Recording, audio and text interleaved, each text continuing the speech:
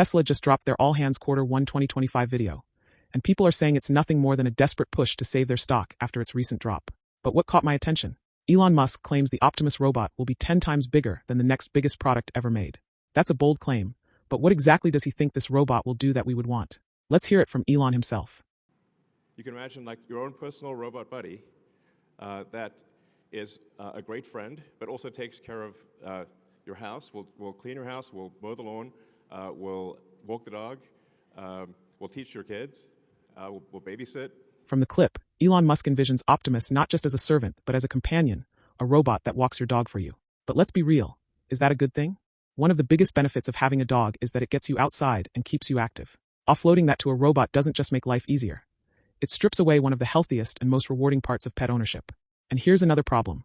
Your dog might end up bonding with the robot more than you. Think about it. If Optimus is the one feeding your dog, taking it on walks, and giving it attention, your dog may start to see the robot as its primary caregiver. Instead of strengthening your bond, you could end up watching your pet get more excited to see a machine than its actual owner. So, while Musk thinks Optimus will make lives better, it's actually removing the very things that make having a dog so special in the first place. Do we really want to outsource the joy of pet ownership to a robot? I don't think so. And as for Optimus being a friend, can a machine ever truly replace genuine human connection? Sure, it might be programmed to do nearly everything you desire, but if we push automation too far, our relationships risk becoming as mechanized as these robots' tasks. Imagine a world where robots handle not just your work, but your social life as well. Would you really want your friendships to be automated? What is left for you to do? It's worth questioning why someone like Elon Musk would suggest that we automate such a fundamental part of life when these relationships give our lives meaning and depth. The idea of robots doing household tasks makes sense in some areas, but when they start replacing human relationships, we have to ask, are we actually improving life, or just replacing humans? Unlike many inventions in the past that were designed to aid or augment human capabilities, today's wave of automation, exemplified by robots like Optimus, appears to be pushing toward fully replacing human roles. In previous eras, technology freed us from drudgery, enabling us to pursue creativity, relationships, and personal growth.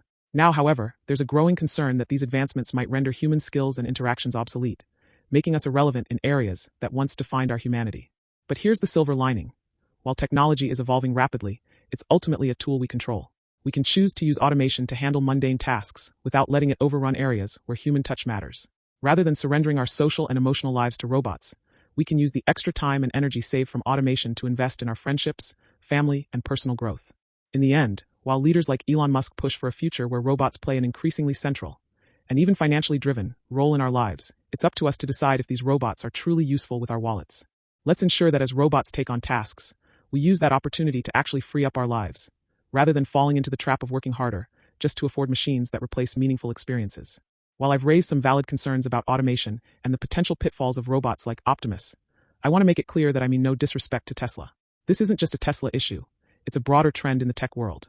Many companies are pushing the boundaries of AI and automation, and it's important that we have these conversations about what we gain and what we might lose in the process. Thanks for watching, and I look forward to hearing your thoughts on how we can strike the right balance.